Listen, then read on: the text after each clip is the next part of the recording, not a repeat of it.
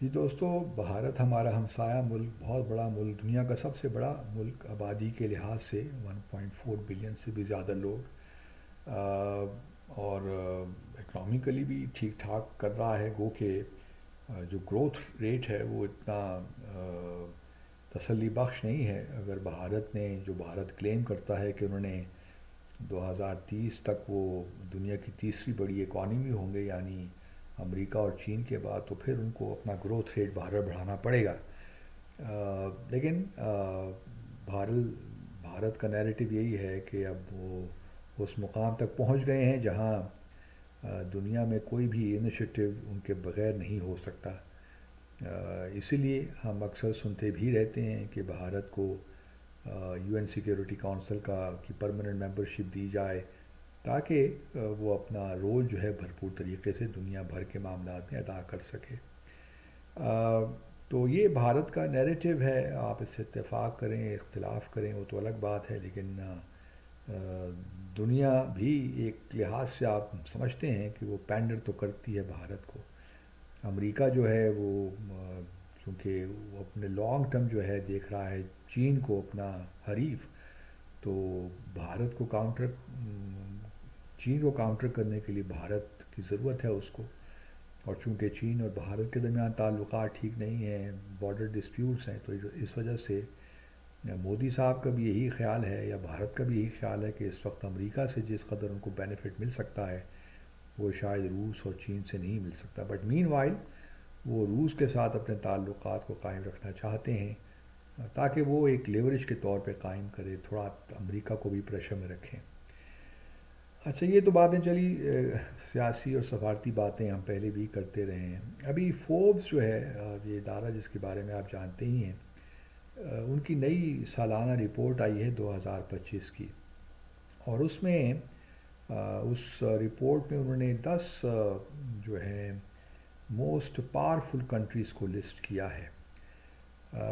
تو مجھے یہ لسٹ دیکھ کے تھوڑا سا میں حیران تو ہوا، لیکن بہرحال میں آپ کی دلچسپی کے لیے اس کو بتا دیتا ہوں کہ وہ 10 کون سے ممالک ہیں جو کہ موسٹ انفلوئنشل ہیں یا موسٹ پاورفل ہیں۔ ان میں سر فہرست تو امریکہ ہی ہے، جس کی اکانومی 30 بلین کے قریب ہے، اور آبادی جو ہے وہ 345 ملین۔ اس کے بعد چائنا ہے، جس کی اکانومی 20 ٹریلین کے قریب ہے، اور یہ موسٹ پاورفل کنٹری کے جو ہے دوسرے نمبر پہ آتا ہے۔ اچھا، یہ جو فہرست بنا رہے ہیں اوبیسلی اس میں مختلف چیزیں شامل کی گئی ہیں، ہارڈ پاور، سافٹ پاور، اور پھر اسمارٹ پاور۔ تو کون سے ایسے ملک ہیں جن کے پاس ہارڈ پاور بھی ہے، سافٹ پاور بھی ہے، اور پھر جن کا جو ہے پھر ان کا ایک انفلوئنس بھی بڑھتا ہے، اور وہی ان کو پاورفل بھی کرتا ہے۔ تو اس ضمن یو ایس سر فہرست ہے، اس کے بعد چائنا ہے، پھر رشیا تیسرے نمبر پہ۔ حالانکہ رشیا کی اکانومی تو اب بہت بڑی نہیں ہے، مثال کے طور پہ جاپان اور جرمنی اور ایون یو کے سے بھی ان کی اکانومی کمزور ہے، لیکن چونکہ وہ بہت بڑی نیوکلیر پاور بھی ہیں، اور ان کا کافی انفلوئنس بھی ہے، اور ملیٹریلی پاورفل تو ہیں، تو ان کو فوربس نے تیسرے نمبر پہ رکھا ہے، اور رشیا کی جو اکانومی ہے وہ 2.2 ٹریلین کے قریب ہے۔ یو کے کا نمبر چوتھا ہے، اکانومی کا جو ہے، ان کی اکانومی جو ہے وہ 3.73 ٹریلین ہے، اور فوربس کا خیال یہ ہے کہ پاورفل کنٹریز میں یو کے کا چوتھا نمبر ہے۔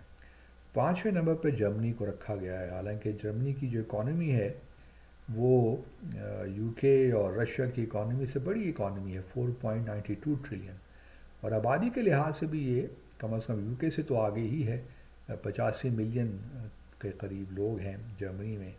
لیکن پاورفل کنٹریز کی حیثیت سے اگر آپ دیکھیے تو جرمنی جو ہے پانچویں نمبر پہ ہے۔ یو کے جو کہ پرماننٹ ممبر بھی ہے یو این سیکیورٹی کونسل کا، اس لیے اس کے پاس جو ہے ایک لحاظ سے آپ کہہ سکتے ہیں کہ ایڈیشنل پریویلیج تو ہے اس کے پاس۔ گو کہ فرانس جو ہے وہ جرمنی کے بعد بھی نہیں آتا، چھٹے نمبر پہ ہے جرمنی کے بعد ساؤتھ کوریا، جس کی اکانومی ہے 1.95 ٹریلین، یہ چھٹے نمبر پہ ہے۔ یہ بڑا انٹرسٹنگ ہے کہ ساؤتھ کوریا شاید ٹیکنالوجی میں بہت آگے ہو گیا ہے، اور اب تو جہاں تک آٹو انڈسٹری ہے اس میں بھی بہت زبردست پرفارمنس ہے ساؤتھ کوریا کی، مشینری وغیرہ میں بھی بہت آگے ہے. تو چھٹے نمبر پر، اور پھر بلکہ دیکھا جائے تو سافٹ امیج میں بھی ساؤتھ کوریا کی موویز، ساؤتھ کوریا کے ڈراماز دنیا بھر میں بڑے پاپولر ہیں، ان کے سیریلز. تو یہ جو ہے ساؤتھ کوریا کا نمبر چھٹے نمبر پہ ہے. ساتویں نمبر پر فرانس ہے. فرانس کی جو اکانومی ہے وہ 3.28 ٹریلین ہے، جو کہ ساؤتھ کوریا سے زیادہ ہے. لیکن اور یہ بھی دیکھیے کہ فرانس بھی یو این سیکیورٹی کونسل کا ممبر ہے برطانیہ کی طرح، لیکن بہرحال اس کا اس طرح پاورفل نہیں ہے جس طرح ساؤتھ کوریا ہے. تو فوربس لسٹ نے فرانس کو ساتویں نمبر پر رکھا ہے. آٹھویں نمبر پر جاپان ہے. جاپان جو ہے وہ، اس کی جو اکانومی ہے وہ 4.39 ٹریلین ہے. حالانکہ میرا خیال تھا کہ شاید جاپان ساؤتھ کوریا سے پاورفل کنٹریز میں تو آگے ہونا چاہیے، لیکن اس لسٹ کے مطابق جاپان جو ہے وہ آٹھویں نمبر پہ ہے. نائنتھ نمبر پر سعودی عربیہ ہے. سعودی عربیہ کی اکانومی جو ہے وہ بھارت سے بھی کم ہے، 1.4 ٹریلین، لیکن اپنے پاور کے حساب سے، انفلوئنس کے حساب سے وہ نائنتھ نمبر پہ ہے.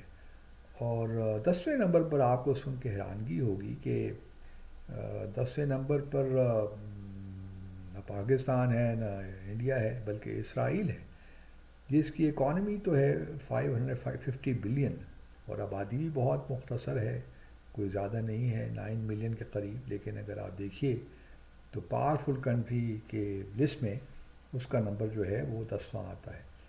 بھارت کو بہرحال یہ ہے کہ اس کہیں لسٹ میں اس کا 12واں نمبر ضرور آتا ہے، اور 3.5 ٹریلین کی اکانومی. تو کہنے کا مقصد یہی ہے کہ پاکستان کا نمبر نہ جانے مجھے کوئی نظر نہیں آیا، بٹ ان اینی کیس جو پہلے موسٹ پاورفل کنٹریز ہیں اس میں نہ تو بھارت کا نام ہے نہ پاکستان کا نام ہے. اب بھارت تو شاید اگلے کچھ عرصے میں، کچھ سالوں میں مزید آگے بڑھ جائے. پاکستان بھی اپنے طور پہ کافی کچھ کر رہا ہے، لیکن بس وہی ہے کہ ہمارے ہاں وہ سیاسی چونکہ ابتری ہے، اس لیے ہم اپنا پوٹینشیل حاصل کرنے میں ناکام رہے ہیں. اور ابھی دیکھیے نا، اے آئی آرٹیفیشل ایکشن سمٹ پیرس میں ہوئی، پاکستان وہاں پریزنٹ ہی نہیں تھا. تو یہ دیکھ کے افسوس تو ہوتا ہے. اور ہم چاہ یہ رہے ہیں کہ انفارمیشن ٹیکنالوجی میں ہماری ایکسپورٹس 10-20 بلین کے قریب ہو جائیں. Thank you very much.